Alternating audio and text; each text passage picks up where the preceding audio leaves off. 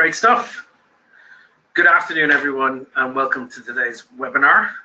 Just wanted to highlight that we published some relevant guidance on manager in charge and GRC previously and completed a webinar in February of this year. I don't want to repeat too much of what we've covered before. The purpose of today is to try and pass on some insight with regards to what has not already been mentioned or being discussed, garnered from my experience working with firms adapting to similar requirements over the years.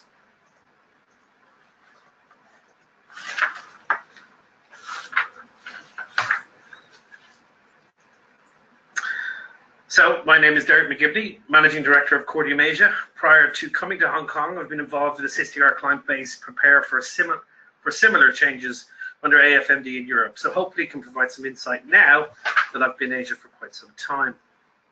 We will be taking poll questions and we'll also allow you to ask questions via the widget on the GoToWebinar. But to just get everyone warmed up a little bit, I thought we would start off with a simple attendee analysis to see where people are. So I'm in charge of launching that, so just give me a second. So we're asking the question, can you vote which category that best describes your strategies and business? We are focusing on asset managers. So we wanted to see and get an analysis of the types of businesses that are there. So if you fall under those categories, unleveraged liquid strategy, straightforward, leveraged liquid, illiquid with harder to value assets, or multi-strategy, or just let us know if you've joined because you're just interested in FMCC. So we will just give people a few moments to get there.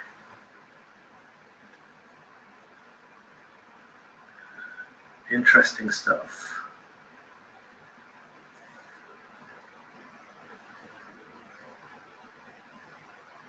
Okay, thank you very much. Just share that. So, luckily, we have no attendees who are running unleveraged liquid strategies. Everyone has a little bit of leverage. Good to know. People who care about risk management are usually leveraged a little bit anyway. 40% just interested, and we've got 20% in multi-strategy with some of the hard to asset categories. Great stuff. Okay, well done, everyone. So the agenda, well, the introduction we've done already. This is the agenda. We'll go straight into who, what, when, and how with regards to fund management code of conduct. And the how will be how to gap analysis, how to look at risk assessment and proportionality with regards to what you're trying to achieve, and in relation to updating your policies and procedures, what's necessary. And then we'll have some conclusions and hopefully some good takeaways. We'll take a few polls along the way. So, straight into who, what, when, and how.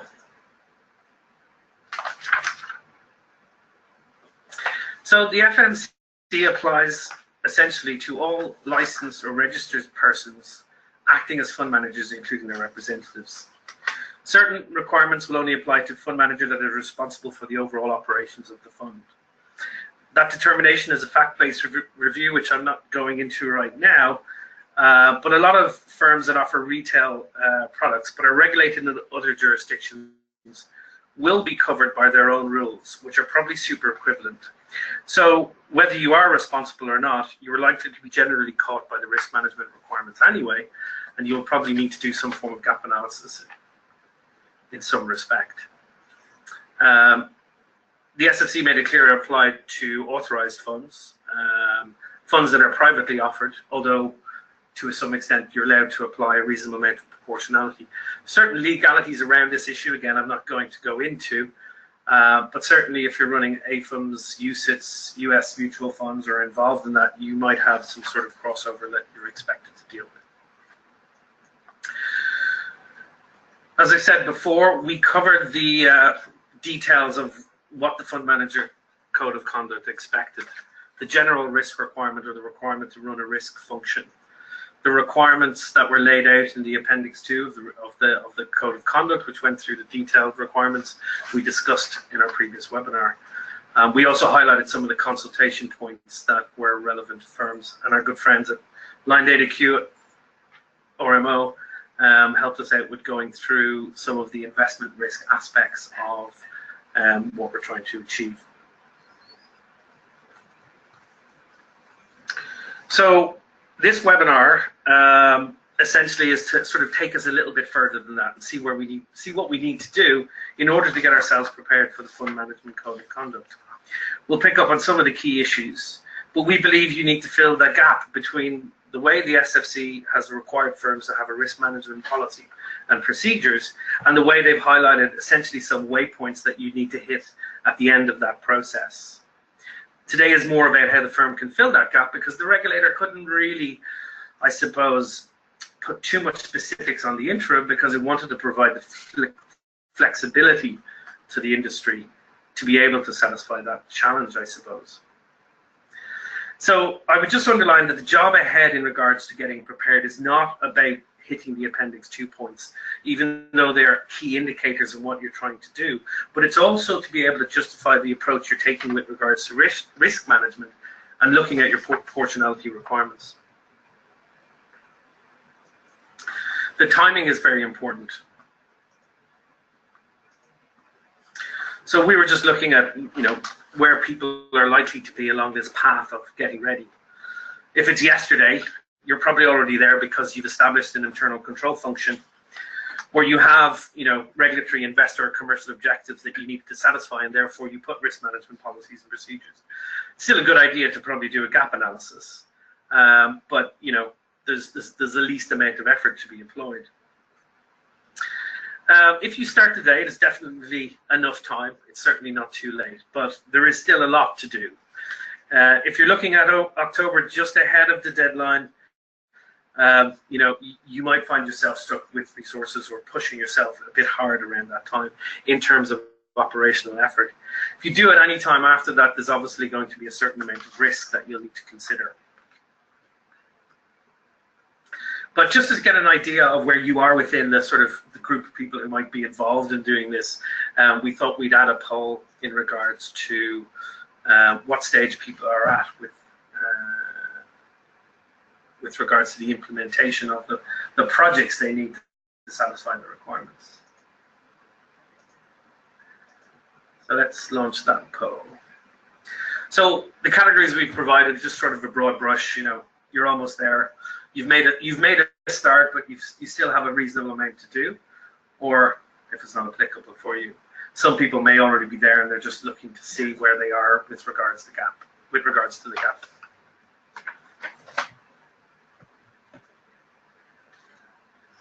Okay. It looks like about 30% waiting to see, not yet concerned. 30%, 35% have commenced the gap analysis and are in the process of updating policies. There's a small percentage who are well into it and are almost complete. So let's close that poll and share that with everyone.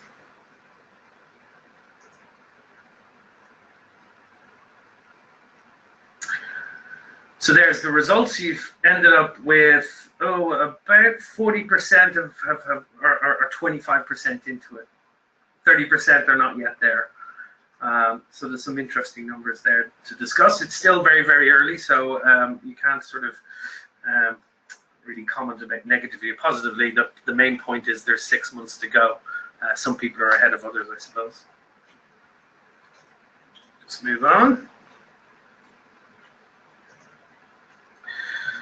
So the who, what, when having been considered, we now look at how you're going to do this.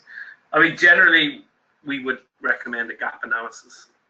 A gap analysis generally once-off project that will probably end up likely requiring that you do a risk assessment as part of the gap analysis, and that risk assessment will be something that you'll be doing in the future again as part of your risk management framework. So the gap analysis to see what you need to do as part of this project. The risk management will be something that you'll have to do probably on an annual basis to make sure that you continually satisfy the requirements. Both of these processes will inform your ability to update your policies and procedures. And I think all of that will be helpful in determining your resourcing and ultimately helping you design what kind of staff training that you'll be required to do. Having considered this, what you'll probably do is go through this process once on a straw man basis at the top end, identify the resources that are going to be involved in making the changes, and then getting more people involved, you'll go through the process once more so that people can input into the risk assessments.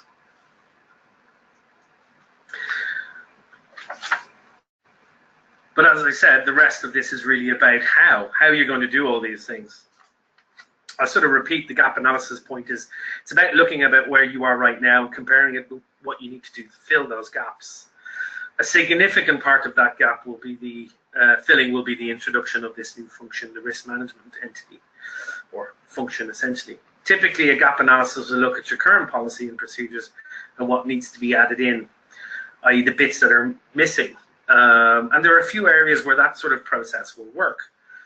But in this case, I suppose the code sort of creates this whole new function. I think it's a significant point with regards to, taking a standard gap analysis approach.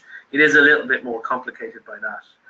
I think of this as the risk function is almost like you bring in a new employee to the business. And it has a specific role, and it needs to take over some of the roles that other people have been doing up to now. In order for it to be effective and not create fiction, it needs to be implemented quite well.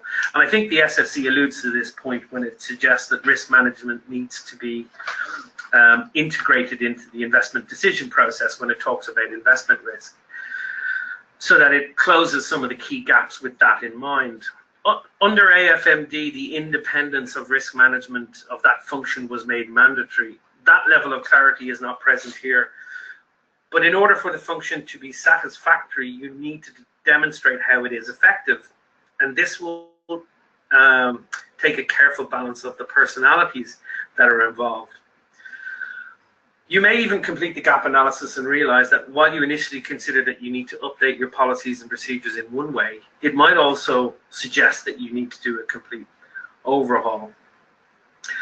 But I thought I'd just bring out some of the key points that we would expect to see if someone was doing a straightforward gap analysis with a focus on the procedures.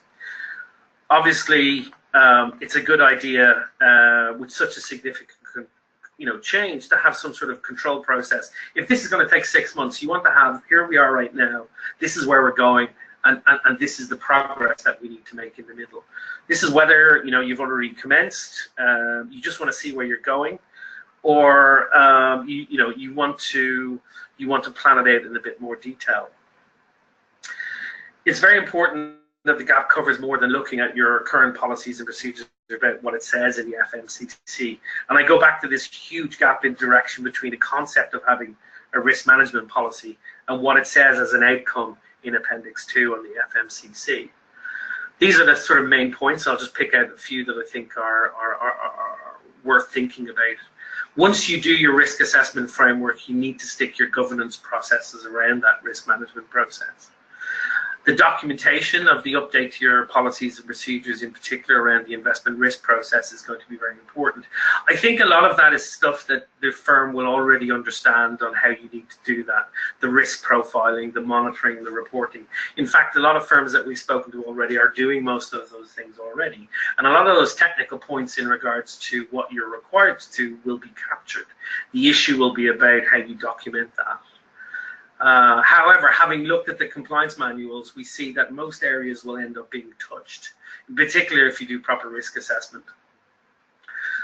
Just to highlight again that operational procedures relate to both investment and operational risk. I probably would say that investment risk gets a lot of, I suppose, radio time within the Fund Management Code of Conduct, but it's important that you operate the operational risk side of things. Not a lot has changed in relation to what you to do or what are operational risks, but I think because you need to have a risk management function and operate that function, what you do with those controls processes becomes a lot more important. The stress testing process again is something that's going to be very important.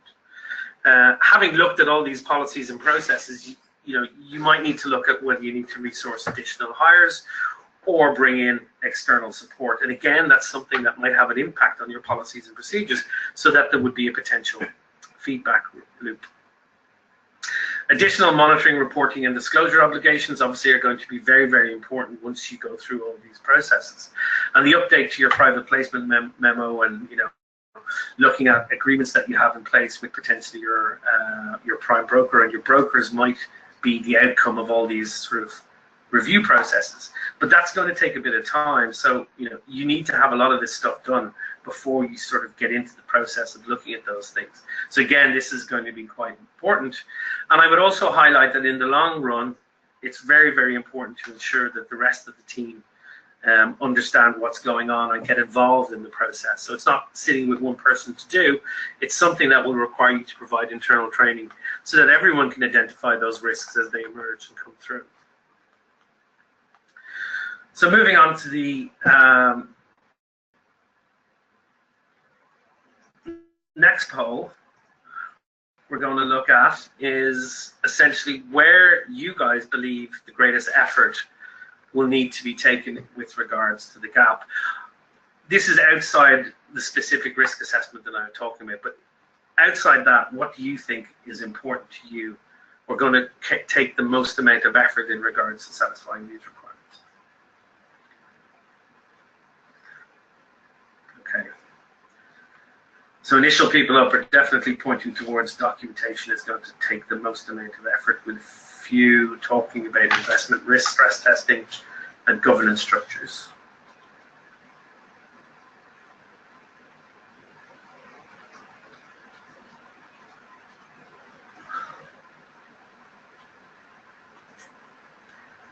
Okay, good stuff. Close that poll. Well, as you can see, documentation is the clear winner there in terms of the amount of effort that will be required. I do agree that documentation is a big part of the program that needs to take place. But certainly the content of that documentation is also something that people need to spend time with. Other focuses, 20% and 14%. Investment risk stress testing, I think, is worth looking at in a bit more detail. In particular, firms who don't think they have a lot of risk aspects to look at. There's still a lot to do in that area. Certainly, again, with the firms that we've been speaking to, they have been doing investment risk stress testing. The documentation around it is going to be very important. And again, I suppose, again, it goes back to documentation of governance structure. That's also important there. Just to highlight that if anyone would like to ask any questions, that's something that we can also feedback on as well. So there's none coming in through so far. So if anyone has any questions, please do raise them through the process.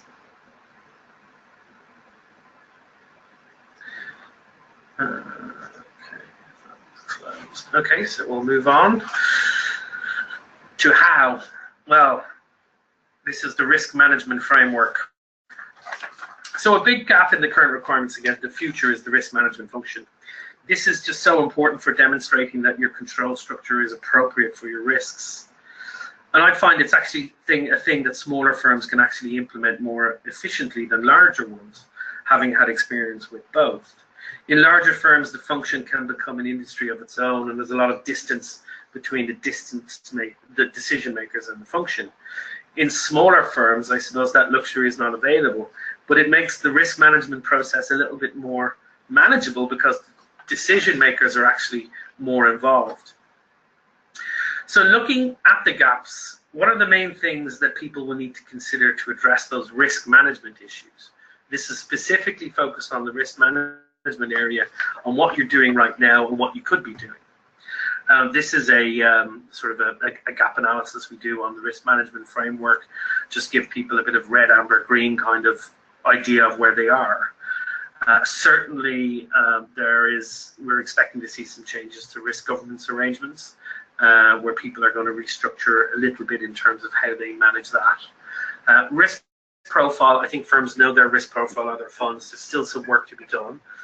Risk monitoring and investment compliance, as I said earlier, it's something that people are aware of how they do it and what they need to do. It's just the documentation, the review, and the monitoring that needs to be tightened up a little bit more due to the potential segregation of duties issues that might come up.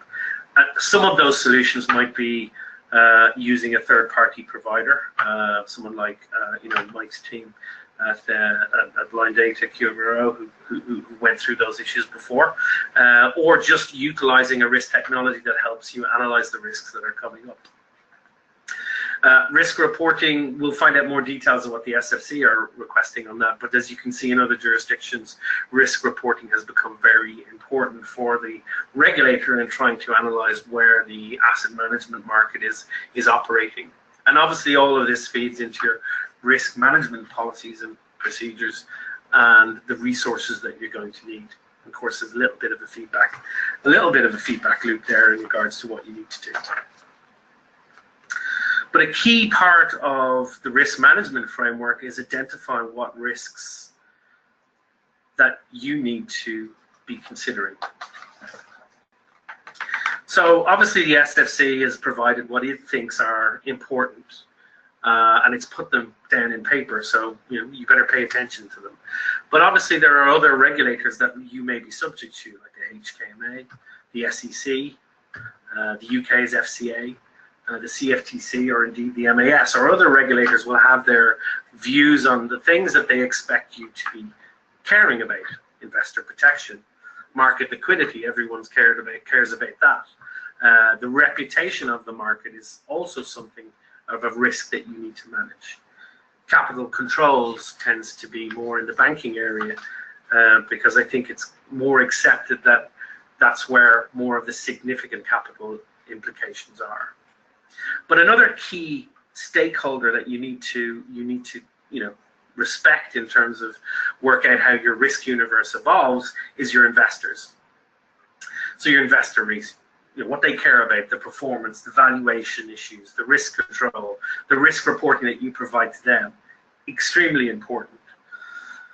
And each stakeholder can have a different view on what is important, but you're not redesigning your infrastructure for one stakeholder to the detriment of others. You have various members of that sort of community that will expect you to operate in a particular way.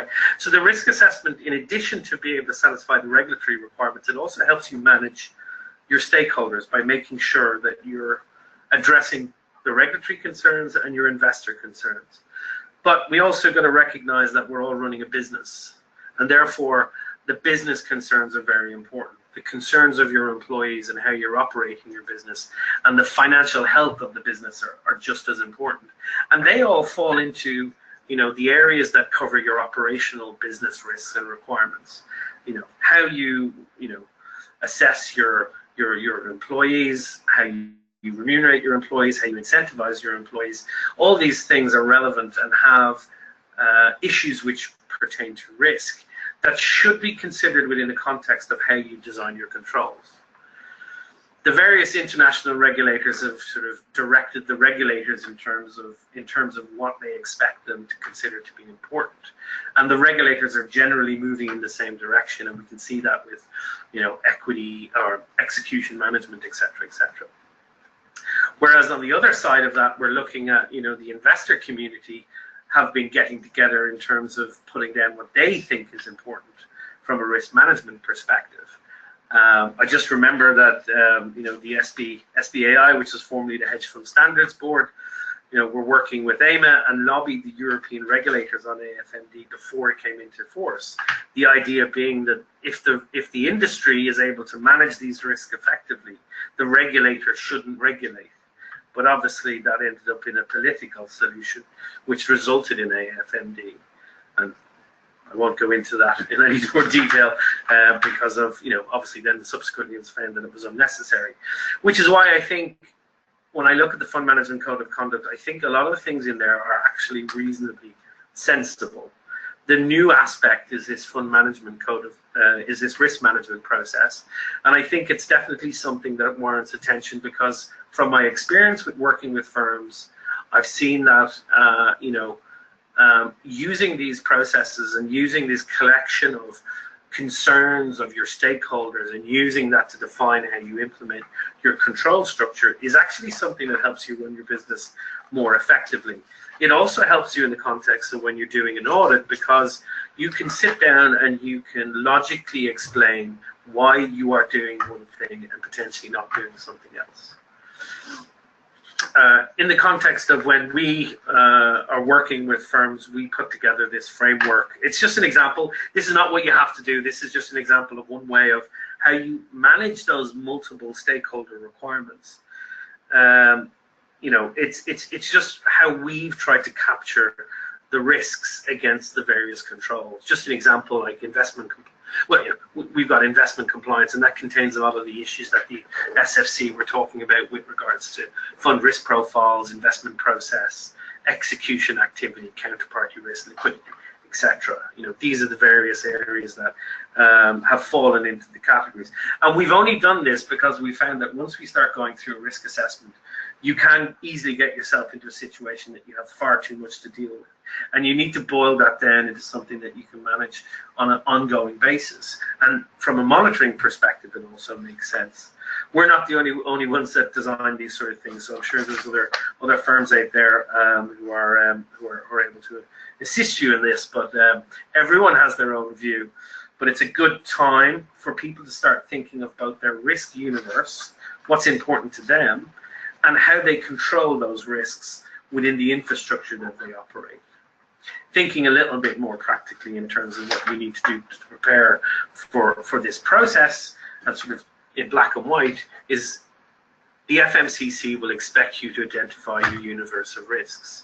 It will expect you to understand the fund's risk profile, your firm's risk profile, identify your controls, consider the effectiveness of those controls, and determine the relative residual risk after you've implemented those controls. Now, the one example that we use, we kind of go high, medium, low, etc., etc. But the most important thing in the risk management framework that people need to get their heads around is having people sit around in a room, and the senior management team, 3 or 4 times a year, and really get to grips with what they think is the most important thing from a risk perspective and what's the most important thing from a controls perspective. Because ultimately, the senior management team are the ones that need to account for all of this. So if this issue is continually brought to the fore and regularly reviewed, when it comes to the point at which you get examined for what you're trying to achieve, you're able to clearly explain to a regulator or investor the issues that you care about that are important for your business. This brings the connection, I suppose, within Fund Management Code of Conduct to the responsibility matrix that arrives with regards to manager in charge, because these points are made quite clearly in the process. And then once you've done that process of identifying all these sort of things and documented them in some way, and what I would suggest is either someone takes responsibility for doing that across the whole firm, or you get your senior management team together and they start categorizing, considering the risks that are important for them. But there's some process that the senior management team gets circulated with what we think they think should be important to them and how those processes are controlled. And there's some form of iterative discussion where you obtain consensus and document an outcome, and obviously document the process after that.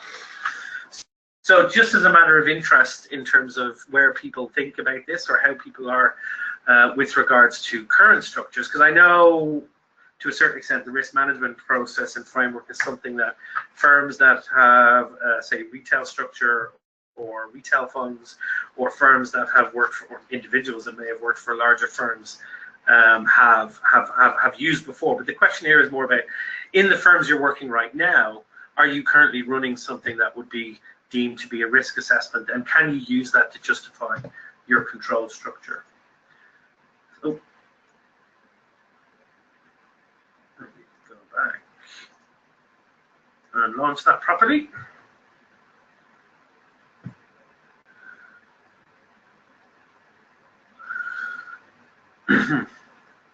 Oh, interesting. So we're getting about a 50-50 on the yes or no's. And and a reduction in about 10%. So 10% in not applicable, which is good, and also, you know, potentially people may not necessarily think it's important right now, but it's something that people can work towards. Let's just share that as to give the official results. So yeah, as I said, a good share of people who are who it's applicable to have one already, and some people don't. So I suppose that probably gives a little bit of insight as to where the market is. I think if anything's close to 50%, potentially, that's something the potentially, based on a sample size, the regulator could consider to be a market standard, but we'll see.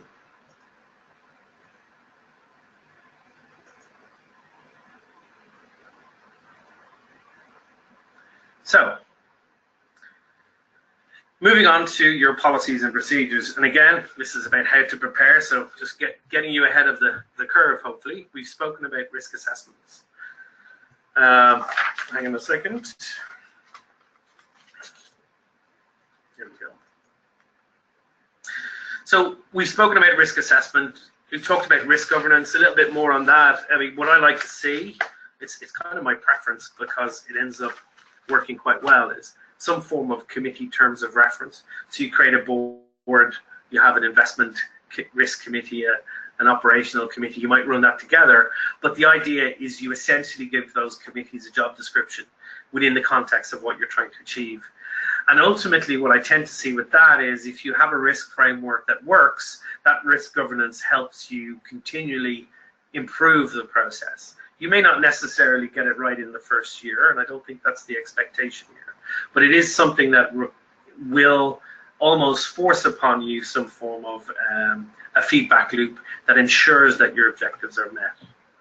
Obviously, the fund risk profile is going to be extremely important, and doing the assessment of that fund you know, is big. A lot of PPMs will not mention any restrictions on them. But it's also important that you focus on what you said in your marketing docs, your pitch books, and also how you generally describe how the fund is operated, that you are managing the risk profile of the fund against those statements that you're currently making.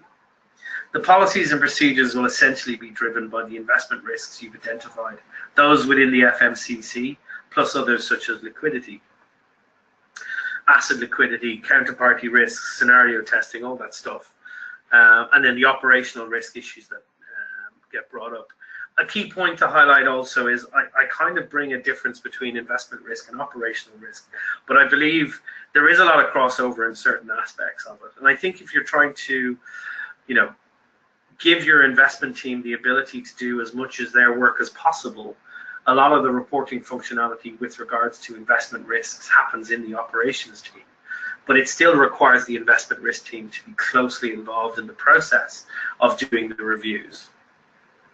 If you do have any hard to value assets or derivatives in your investment proposition, we also sort of recommend a derivative risk management policy and procedure. This quite easily takes out some of the more risky parts from the process of what you're doing and brings a bit more of a focus on them. We've definitely seen that work very, very well in our European infrastructure to assist firms with that particular requirement. It is a requirement for some of the UCITS products and some of the retail products, but I find it is very useful to take that stuff aside, manage all the relatively straightforward stuff and work on that. Counterparty and execution management policies as a result of all the other regulations in the market. We're thinking of MiFID and, you know, a lot of the execution rules are coming through in the different jurisdictions. How you're looking at how your PB and the collateral management operates. That process is going to be a key process in satisfying your risks. And I want to highlight one of the things here is once you've gone through a process of doing risk assessment, the process of boiling down what you need to do to manage those risks becomes a lot easier, because you can, once you categorize those risks into particular buckets, you can stick them into one simple process and procedure that manages those risks. Vendor risk management and review policies, just cybersecurity, business continuity, transition planning, anything like that, that's going to be key in terms of addressing some of the risks that you've identified. Key area, governance agendas and conflict of interest. we expect, and we usually see appropriate governance agendas in a lot of our clients, but we have spoken to firms who rely a lot on the fund governance meetings. But we think it's very important to demonstrate to your regulator that you are running these appropriate governance agendas, and not just from a risk perspective, but also from running the business generally. And then I suppose a key area that doesn't necessarily get pulled out in the specifics of the consultation, but the fact that it's a change to the fund manager code of conduct, is market manipulation policy and procedures, expert networks, treatment of research providers. That's certainly an area that's worth doing a specific risk review to determine how strong your policies and procedures will need to be going forward. This, to me, just all comes from this sort of straightforward process that I always look at when it comes to policy, procedures, and process. You identify those risks. We mentioned this in the previous webinar. You assess the inherent risks, you quantify it, you qualify those issues, you look at the impact, you look at the probability. The agreement, the adoption, and the mitigation is something that you do at the senior management level. The monitoring, the managing is something that is part of your policies and procedures. The disclosure happens either through your PPM or your marketing documents. And then you consider the risks that are left after you undertake all these aspects, and you reassess and you review. The point is, if it's a low impact, low probability risk, like for example, just an example from our list is the need to have a complaints person notified to the SFC. It's unlikely you're going to change that very often. It's probably it's a reason very, very important to ensure you're keeping your regulator up to date, but it's unlikely to happen. Versus something like a significant market movement in a difficult market. That's something you should be looking at on a more regular basis than potentially the other issue. They're both important, but it's the amount of effort and time you put into them is relevant to the risk and the cause of the effect of those risks should they materialize.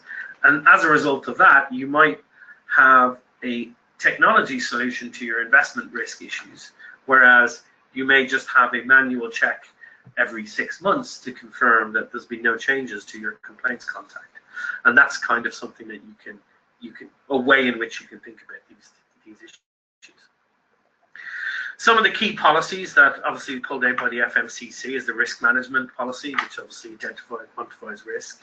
I want to highlight liquidity risk, which requires asset managers to establish, this is a statement from the SFC, requiring asset managers to establish robust liquidity risk management, limiting the level of illiquid assets and establishing concentration limits, establishing proportionate controls, which makes sense, and providing tools to stem the downward spiral from redemptions.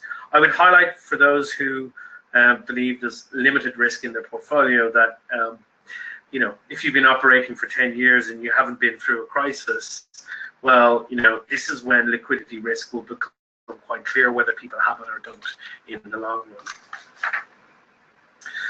Valuation policy, important for all firms, but it's particularly important for firms with hard to value assets. And leverage policy, I think that's actually straightforward in terms of what the SFC is requesting. So other relevant policies on the operational side, business continuity and transitional planning, I think that's something that should be dealt with separately. It is important that you look at what would happen if essentially you needed to close down the fund and how much it would cost, and are you able to go through that process? And also you look at your third parties. Staff adequacy is something that they highlight, market manipulation and vendor review and outsourcing, which we've discussed before. So having gone through some of the key policies and processes that you'll need to look at, the next question, or the most important question I find, is looking at, well, how are you going to resource the change? And this is a question that we come across quite often. It's part of the bigger question in respect of manager in charge. Do you hire a full-time chief risk officer? Do you enhance your current operational responsibilities, either on the operation side, on the front office side, perhaps your trading gets involved in investment risk. Compliance gets involved in operational risk. There is no one size fits all in this regard. You could also consider the additional technology options or external providers. But the key point I want to make on this side, ultimately it's going to matter in relation to the personalities that fit into the organization and whether it works. The understanding of individuals, maybe the operations person isn't the right person to be designing the investment risk overview, but they could be someone that is monitoring what the investment risk people are doing to ensure there's an appropriate segregation of duties. It's really, as I said, a Goldilocks question. You know, it's subject to your judgment, and you have to consider the issues about segregation of duty and the potential conflict of interest that may arise.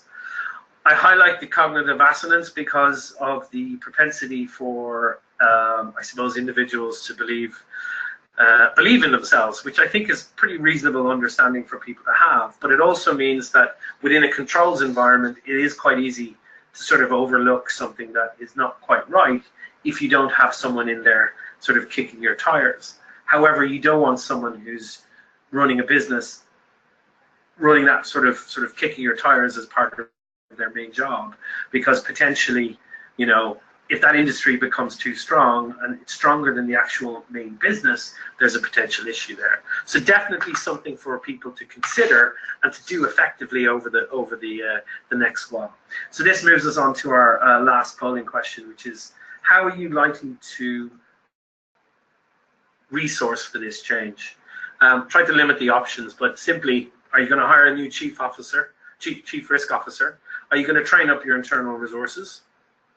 Or utilize a blend? Or you're still not sure?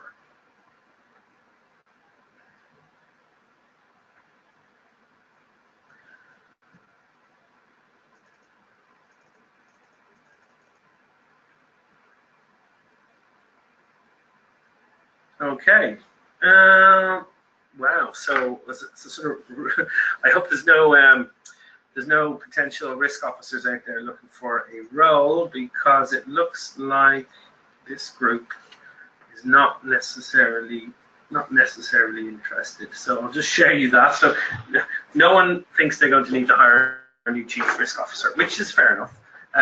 Training up internal resources seems to be the main focus. Utilize a blend of internal and external resources, and no current plan. We'll have to wait and see. Okay, that's fair enough. Just interesting stuff for us. I hope interesting stuff for you guys as well.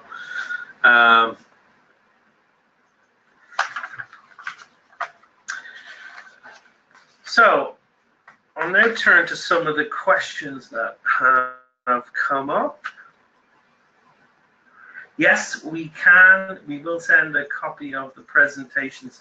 Actually, what we're going to do is we'll make the presentation slides available via our YouTube channel. So we'll provide the details of that YouTube channel later on today, and everyone will get an email with a reference to that. So I think you'll be able to see that. So what else we got here? Just looking through. Yeah.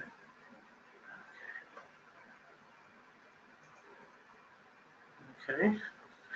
So what kinds of services are being offered by service providers? Oh, so I think this is, well, obviously, you know, we're out there trying to help firms with their, you know, risk management, their policies and procedures, how they implement them.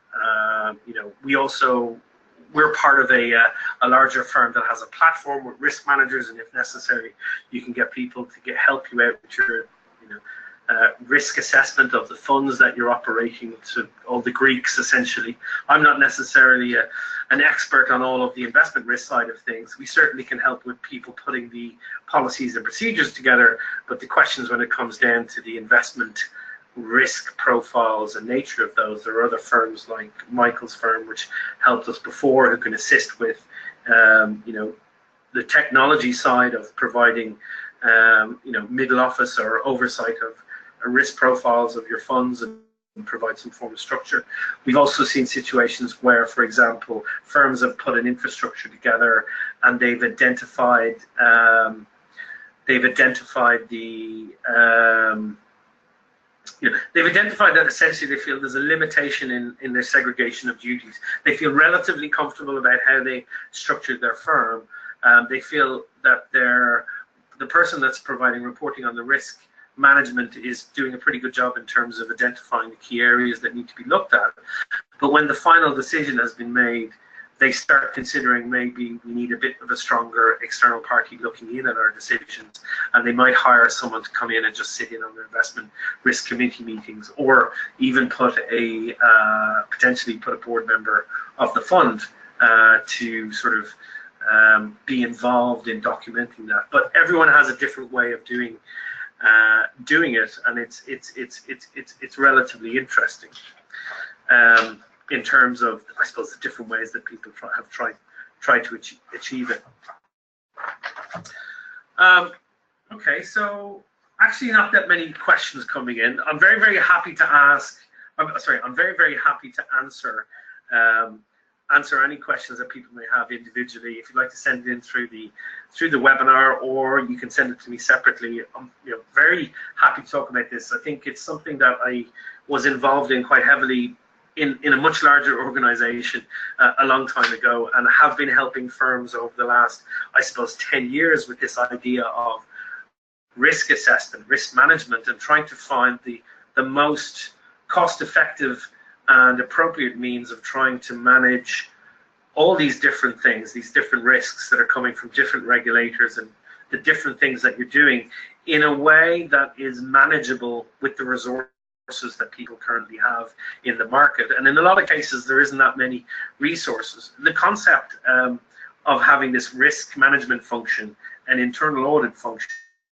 and a compliance department, all doing something slightly similar, but also with slightly different objectives, has been something that I've been involved in over the, all the time I've been a consultant, because I found it to be just as frustrating as people in the market in terms of, having all these different sort of people asking them questions when potentially you can just ask one question and address the requirements. So very interested in trying to design controls for people that allow them to address the issues. So let's just, in absence of any further questions, we'll just move on to the conclusions. Let's see.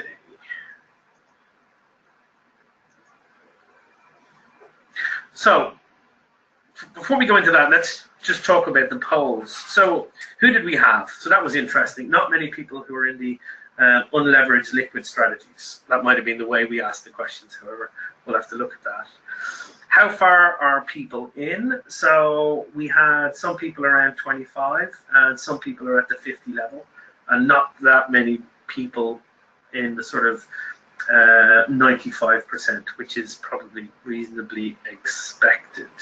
What area that people care about most or think the most effort would need to be explained? That's going to be documentation. Yes, that's pretty much pretty straightforward and expected, is what you'd expect people to say. And how are you going to resource? And I think what was interesting there was it confirmed my suspicion that the risk manager function is not necessarily a new function that people are going to bring in. I suppose in defense of those, that I can understand why, but it is important to bring in some form of expertise in that particular area. If you're just relying on one or two people, it is worth having someone else look at it, but that's probably something you'll do within the other categories, which was train up people internally and use external resources where you can. I just also want to highlight that we did not go into detail about disclosure requirements. And sorry, going back to the people that you can use to assist. Obviously, your PPM updates, that's something that your lawyers can assist with. I think something that I haven't discussed, and it's something that should be discussed, I suppose, in the wider market, is this idea of, you look at the liquidity requirements of your fund, you consider your stressed circumstances, you look at your transition arrangements, but you also look at the circumstance in which, in difficult markets, you might need to wind down your funds. So you do that stress analysis and you make sure that your redemption infrastructure fits that requirement.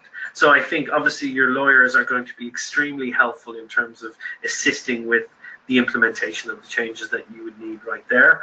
And I think having seen what happened in 2007 and 2008 with regards to the global financial crisis, when this issue wasn't resolved, and how quickly people got it resolved when they just managed to get through the crisis, it is something that's well worth the effort to ensure, because it makes a massive difference between, I suppose, one person being able to take the money out of the business to everyone else's detriment, to a situation where you can equally, be able to actually keep the business up and running and survive the crisis to the extent that you are back up and running after that crisis. So those terms are quite important, and that's definitely someone that you need to speak to. On the prime broker side, I think this is an important area in regards to dealing with collateral management, what people are doing with your with stocks and your securities and your cash, and I think that's something that will be quite important. Okay, so we do have a new question. Do you think there will be a trend in the future that compliance should be part of the risk management team rather than legal, which is pretty common in the investment bank? Actually, that's a very good question, and I could spend days on that. Having worked, I worked at once in my early career in compliance monitoring, which was part of an internal audit department, which it was in the internal audit department because we were monitoring not only the business, but also what the compliance advice that was being received, whether it was appropriate for the team at that stage.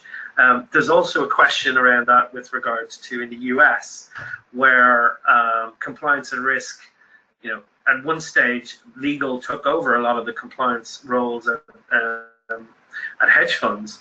And then the issue around liability and supervision came up, and it was found out that if you're providing legal advice in that capacity, you lose some of the protections as being a lawyer. It comes up. I think the answer to that question is around, again, personalities and what's appropriate. I definitely think there are different mindsets in regards to what was traditionally considered to be compliance. I suppose if I say traditionally, I've always considered compliance part of risk management, but I also see that risk management is kind of now part of compliance with the overall rules and regulations. Both of those activities are becoming activities that the business is more involved in. Internal legal, I think I've seen in the investment banks where risk and compliance has gone into the business, so they're working in the investment team, whereas there's a compliance and risk at the corporate end, and there's a compliance and risk at the investment end, and legal are providing advice to corporate in regards to how things are happening.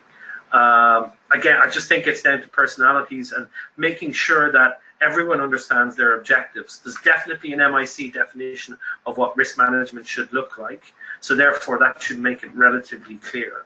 But I think there's a major overlap between compliance and risk, and I think those things can be managed effectively.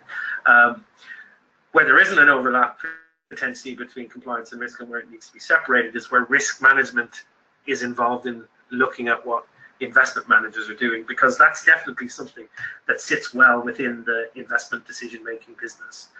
So, that question is very, very good, because, I suppose I've lived through that through a number of organizations, and as a consultant provider who works with lawyers on issues and gets asked questions that we find are legal issues, we definitely know when that has to go to a lawyer.